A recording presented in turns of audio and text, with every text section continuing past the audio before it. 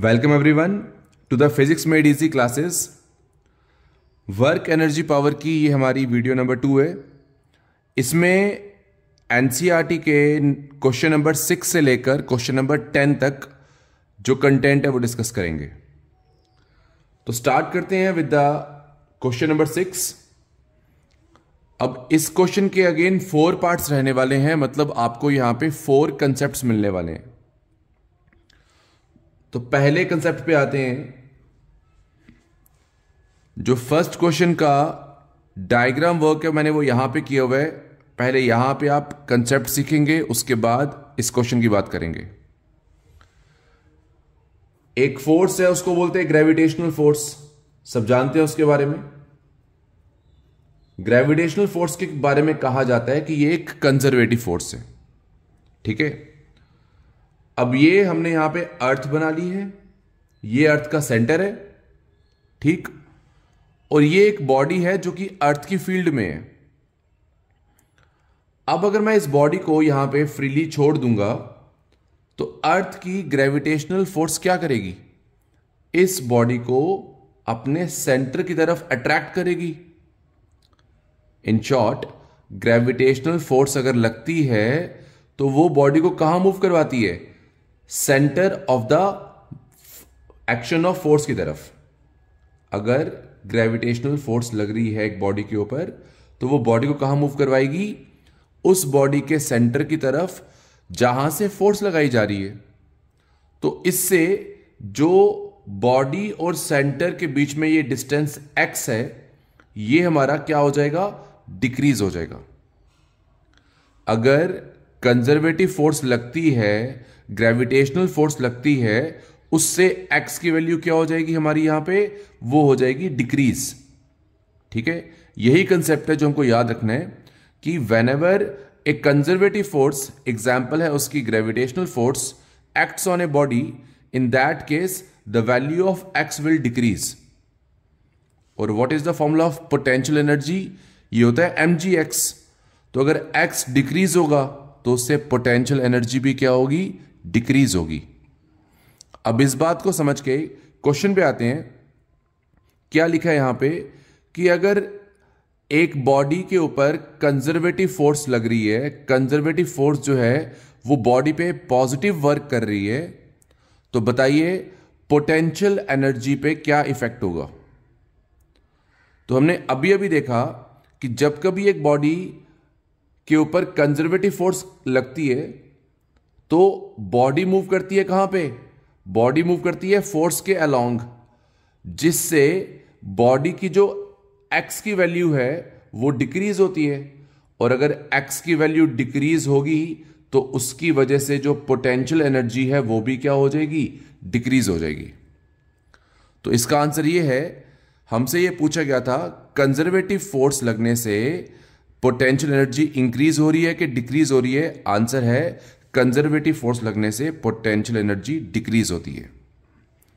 तो ये था हमारा फर्स्ट कंसेप्चुअल क्वेश्चन और ये था हमारा फर्स्ट कंसेप्ट।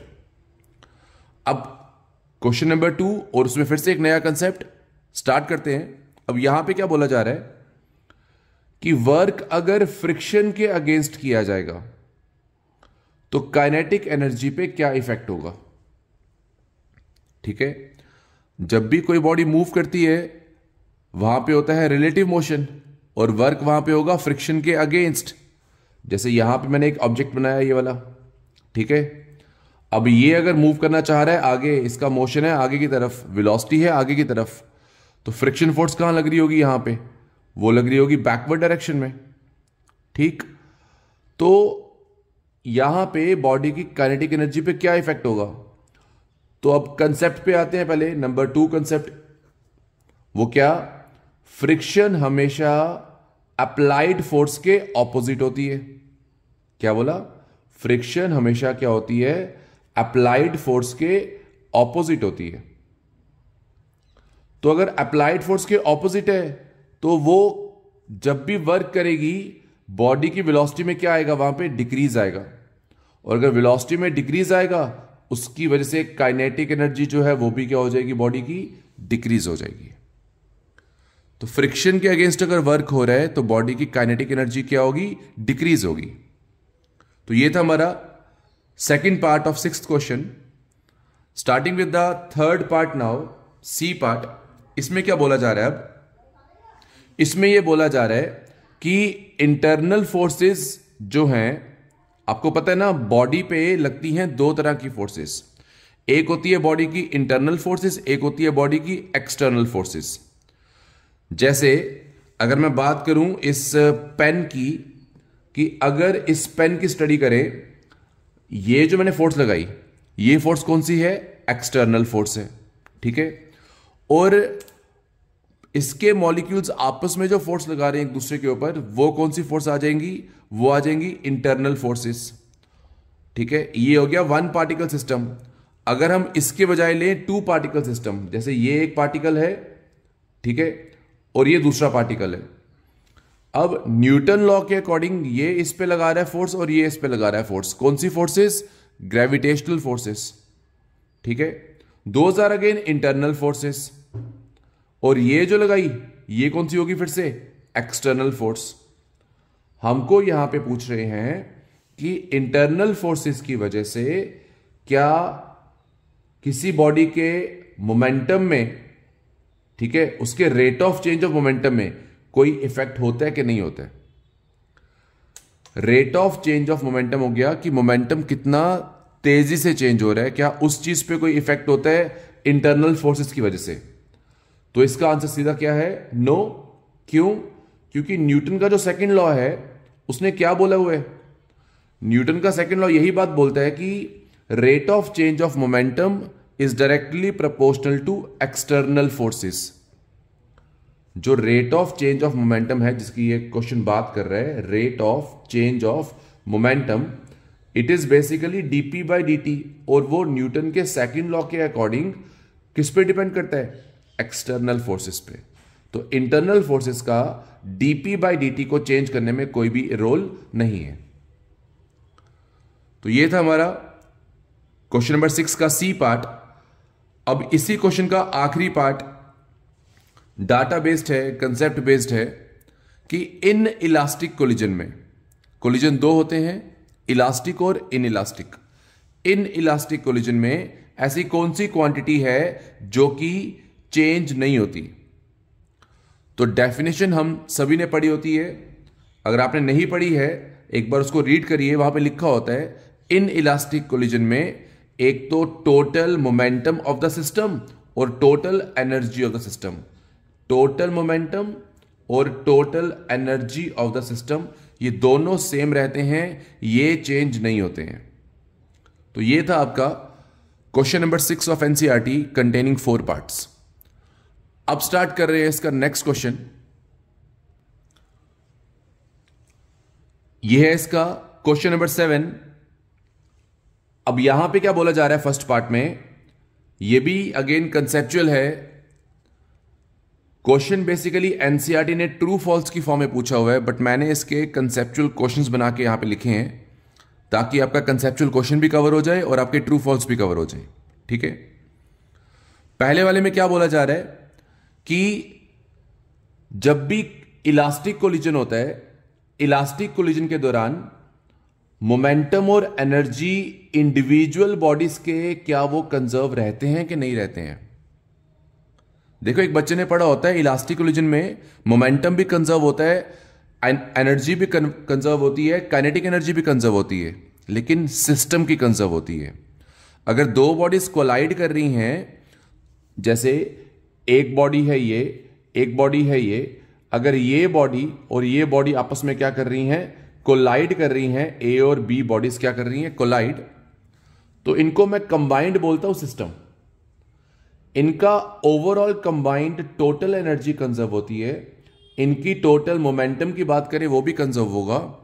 हम बोलेंगे ए की एनर्जी कोलिजन के पहले, कोलिजन के बाद, बी का मोमेंटम कोलिजन के पहले, कोलिजन के बाद, वो कंजर्व नहीं होता।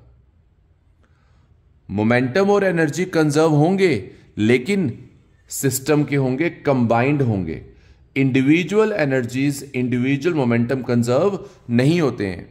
क्वेश्चन हमसे पूछ रहा है क्या इंडिविजुअल एनर्जी और मोमेंटम कंजर्व होते हैं? आंसर है नो। सिस्टम के लिए कंजर्व होंगे, इंडिविजुअल बॉडीज के लिए कंजर्व मोमेंटम और एनर्जी किसी भी कोलिजन में नहीं होंगे। तो ये था आपका फर्स्ट पार्ट। सेकंड पार्ट की बात करते हैं, नेक्स्ट कंसेप्ट और नेक्स्ट क्वेश्चन की बात करते हैं कि हम कहते हैं सिस्टम की टोटल एनर्जी जो है वो क्या होती है? कंजर्व होती है। लॉ है ना, law of conservation of energy, वो बोलते हैं सिस्टम की टोटल एनर्जी क्या है? कंजर्व है। यहां हमसे पूछ रहे हैं कि क्या इंटरनल फोर्सेस या फिर एक्सटर्नल फोर्सेस टोटल एनर्जी को चेंज कर सकते हैं जो कि कंजर्व होती है कि नहीं कर सकते हैं?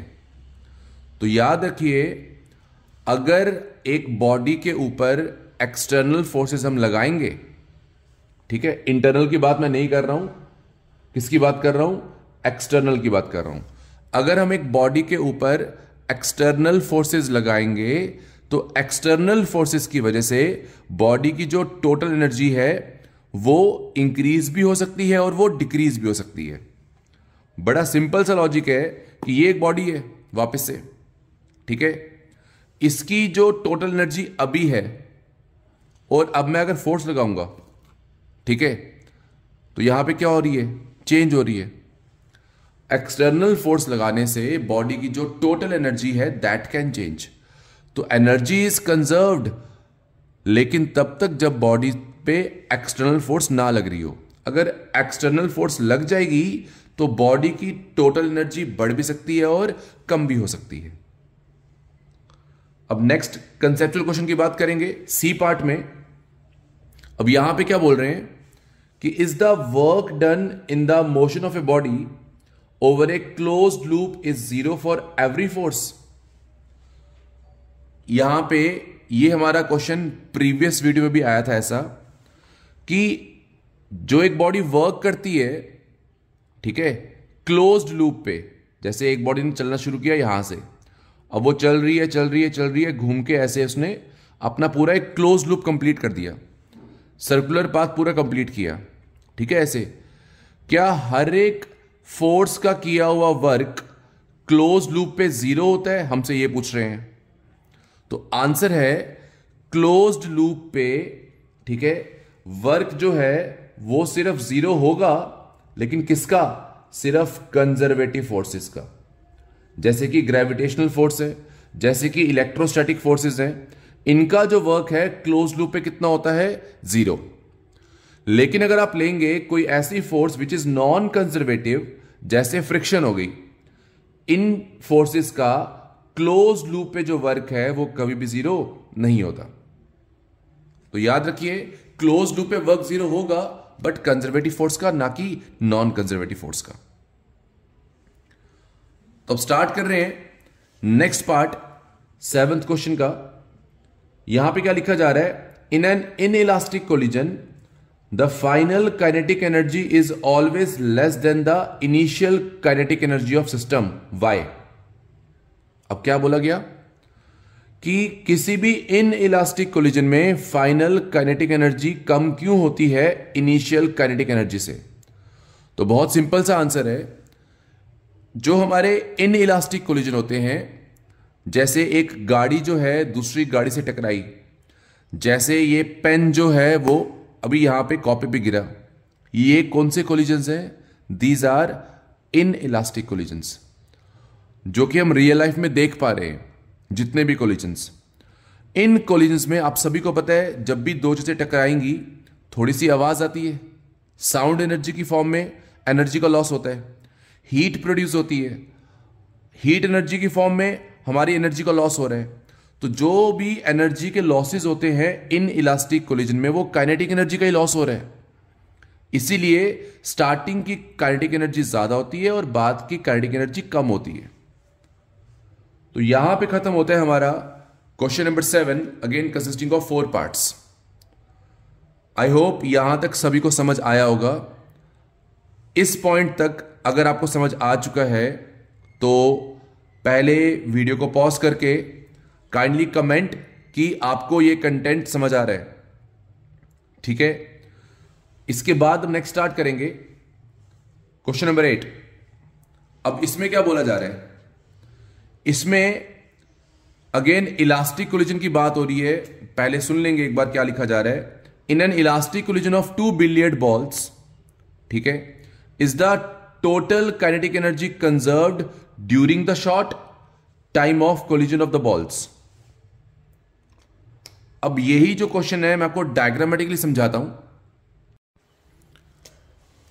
ये देखिए, ये आपकी पहली बिलियर्ड बॉल, ये आपकी दूसरी बॉल, ये बिफोर कोलिजन की बात हो रही है।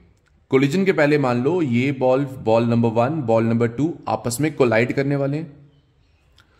कोलिजन के बाद ये जब कोलाइड कर चुके, एक बॉल जा रही है इस तरफ, एक बॉल जा रही है इस तरफ, और ये डायग्राम है ड्यूरिंग कोलिजन, ठीक है। ये आ गया बिफोर कोलिजन, ये आ गया आफ्टर कोलिजन, ये आ गया ड्यूरिंग कोलिजन। हमसे बोल रहे हैं कि जो काइनेटिक एनर्जी कंजर्व होती है इलास्टिक कोलिजन के दौरान, देखिए हम सबने पढ़ा हुआ है कि इलास्टिक कोलिजन में क्या होता है, काइनेटिक एनर्जी कंजर्व होती है। 3 स्टेट्स हैं कोलिजन की, बिफोर कोलिजन, आफ्टर कोलिजन और ड्यूरिंग कोलिजन। आपको बता दूं, बिफोर कोलिजन और after collision kinetic energy same होती है। ड्यूरिंग कोलिजन, जब कोलिजन हो रहा होता है ना, ड्यूरिंग ये वाला शॉर्ट स्पैन, जब वो 2 बॉल्स आपस में कांटेक्ट में होती हैं, ठीक है, उस मोमेंट के दौरान काइनेटिक एनर्जी जो है वो कंजर्व नहीं होती है। उस समय आप बोलोगे कि यहां पे अगर x जूल है, यहां पे x जूल है, तो यहां पे भी x जूल होगी, नहीं। Kinetic energy is conserved in an elastic collision but only before and after collision, इनमें कंजर्व होती है। During collision kinetic energy conserve नहीं होती है, ठीक है, क्योंकि ड्यूरिंग कोलिजन क्या होता है, जब 2 बॉडीज कांटेक्ट में आती हैं, उस समय उस मूवमेंट के दौरान काइनेटिक एनर्जी कन्वर्ट हुई होती है पोटेंशियल एनर्जी में, ठीक है। इसलिए बिफोर और आफ्टर सेम रहेगी, लेकिन during collision kinetic energy same नहीं रहती है। यह था हमारा फर्स्ट पार्ट 8th क्वेश्चन का। अब सेकंड पार्ट बहुत सिंपल क्वेश्चन है कि is the total linear momentum conserved during the short time of elastic collision. कह रहे हैं सेम क्वेश्चन है, काइनेटिक एनर्जी तो इस टाइम पे कंजर्व नहीं है, क्या इस टाइम पे ड्यूरिंग कोलिजन के दौरान, सेकंड स्टेट के दौरान मोमेंटम कंजर्व है? तो आंसर है बिफोर आफ्टर में काइनेटिक एनर्जी सेम होती है, वो ड्यूरिंग कोलिजन के टाइम सेम नहीं होती है, लेकिन टोटल लीनियर मोमेंटम तीनों स्टेट्स का क्या होता है, सेम होता है। मोमेंटम जो है वो कंजर्व रहेगा, चाहे बिफोर कोलिजन हो, चाहे आफ्टर हो, चाहे ड्यूरिंग कोलिजन हो, ठीक है। अब नेक्स्ट स्टार्ट कर रहे हैं। नेक्स्ट है हमारा अब सी पार्ट। यहां पे इसमें क्या बोला जा रहा है, सेम फर्स्ट पार्ट और सेकंड पार्ट को एक्सप्लेन करिए, लेकिन इलास्टिक के लिए नहीं। कौन से कोलिजन के लिए? इन इलास्टिक कोलिजन के लिए। तो सुन लेते हैं फिर से एक बार, पूरा का पूरा करते हैं रिकैप्चुलेट। इलास्टिक कोलिजन में सुनिएगा ध्यान से। इलास्टिक कोलिजन में मैंने बोला before collision, after collision kinetic energy same होती है, ड्यूरिंग कोलिजन अलग हो जाती है। फिर मैंने बोला इलास्टिक कोलिजन में बिफोर कोलिजन, आफ्टर कोलिजन और ड्यूरिंग कोलिजन मोमेंटम क्या रहेगा, वो हर जगह सेम रहता है, ठीक है। लेकिन अगर हमारा कोलिजन इन इलास्टिक हो गया तो याद रखिए इन इलास्टिक कोलिजन में काइनेटिक एनर्जी कहीं भी सेम नहीं होती है, ना बिफोर कोलिजन, ना ड्यूरिंग कोलिजन, ना आफ्टर कोलिजन। तो ये लिखा हुआ है total kinetic energy is not conserved in an in elastic collision. Even during and after collision कहीं भी सेम नहीं होगी, लेकिन टोटल मोमेंटम जो है वो तब भी क्या रहेगा, सेम। मतलब मोमेंटम ने कंजर्व रहना है, चाहे वो इलास्टिक हो चाहे वो इन इलास्टिक हो, मोमेंटम कंजर्व रहेगा, ठीक है। काइनेटिक एनर्जी कंजर्व नहीं रहेगी। तो अब स्टार्ट कर रहे हैं एनसीईआरटी का न्यूमेरिकल नंबर 9। इसमें क्या लिखा हुआ है, ए body is initially at rest. और अब 9th क्वेश्चन आया है, तो अब चीजें इंटरेस्टिंग होंगी बिकॉज अब एक्चुअल में न्यूमेरिकल पार्ट स्टार्ट होगा, ठीक है। अब तक सारा कंसेप्चुअल था। ए body is initially at rest लिख लेते हैं u इज इक्वल टू कितना हो गया 0। It undergoes one dimensional motion with constant acceleration. Mention किया हुआ है यहां पे कि जो एक्सेलरेशन है वो क्या है, कांस्टेंट है। बॉडी की जो एक्सेलरेशन है इट इज कांस्टेंट, ये याद रखेंगे। कह रहे हैं रिलेशन निकाल दो पावर और टाइम के बीच में। रिलेशन निकालना है किसके बीच में, पावर के बीच में और टाइम के बीच में। तो काम स्टार्ट करते हैं कि u इज इक्वल टू क्या है 0। ठीक, अब बॉडी में अगर एक्सेलरेशन आई हुई है तो उसकी वेलोसिटी चेंज भी होगी। तो इक्वेशन ऑफ मोशन से हम निकालते हैं v is equal to u plus a t. u कितना 0, एक्सेलरेशन को हमने a मान लिया जो कि कांस्टेंट है, और टाइम ले लिया हमने कितना t। तो v आ गया 0 प्लस ए टी। तो v यहां से कितना आ जाएगा हमारे पास, v आ जाएगा हमारे पास 80। अब पावर का और टाइम का चाहिए ना रिलेशन, तो पावर का एक फॉर्मूला होता है जो हमको लर्न होना चाहिए कि power is equal to force into velocity. F is equal to होता है ma, v is equal to हमने अभी निकाला 80, a इंटू ए हो जाएगा a स्क्वायर, पावर कितनी आ जाएगी m a स्क्वायर t। ठीक है, अब यहां पे आप सभी को पता है मास कांस्टेंट होता है, एक्सेलरेशन हमको कांस्टेंट दी हुई है, m भी कांस्टेंट a भी कांस्टेंट। तो आप इक्वेशन से कांस्टेंट्स को हटाइए, power is directly proportional to क्या आ जाएगा, टाइम। तो P और T में क्या रिलेशन है, both are directly proportional with कौन सी पावर्स, पावर 1। ये आपका आंसर है न्यूमेरिकल नंबर 9 का। और अब हमारा लास्ट न्यूमेरिकल, न्यूमेरिकल नंबर 10, इसमें अब क्या बोला जा रहा है सुनेंगे। इसमें अब बोला जा रहा है कि a body is moving unidirectionally under the action of constant power, how displacement and time are related to each other. Again सुनेंगे क्या बोला गया। एक बॉडी है वो कांस्टेंट पावर के अंडर मूव कर रही है, मतलब जो पावर लगाई जा रही है, पावर इज कांस्टेंट हियर। ठीक है, पिछले वाले में एक्सेलरेशन कांस्टेंट थी, इस वाले में क्या बोला जा रहा है, पावर इज कांस्टेंट। ठीक, अब पावर इज कांस्टेंट तो बोल रहे हैं डिस्प्लेसमेंट और टाइम में क्या रिलेशन है, वो रिलेशन निकाल दो। रिलेशन निकालना किसमें इस बार, डिस्प्लेसमेंट में और टाइम में। तो मैंने लेट कर लिया, डिस्प्लेसमेंट कितनी है L, टाइम कितना है T। अब पावर का डायमेंशनल फॉर्मूला हमने पढ़ा हुआ है, वो कितना होता है ml2t-3। चैप्टर 1 की बातें हैं, वहां पे सीखते हैं power is equal to ml2t-3। अब बोला जा रहा है पावर भी कांस्टेंट है, क्वेश्चन में लिखा हुआ है मास होता ही कांस्टेंट है, तो बच कौन गया, L की पावर 2t-3। अगर P भी कांस्टेंट, M भी कांस्टेंट, तो ये प्रोडक्ट भी क्या आ जाएगा अपने आप में कांस्टेंट, बिकॉज P और M कांस्टेंट है। तो इनका जो बच गया प्रोडक्ट वो भी क्या हो जाएगा अपने आप में कांस्टेंट। अब t की पावर -3 है, यहां पे लाओगे क्या हो जाएगी, डिवाइड। ठीक है, माइनस की पावर जब शिफ्ट करेंगे ऊपर वो प्लस की पावर हो जाएगी। अब L का स्क्वायर है, शिफ्ट करेंगे तो क्या होगा, वो पावर बन जाएगा 3/2। जब भी कोई पावर शिफ्ट करते हैं वो रेसिप्रोकल में आती है 3/2।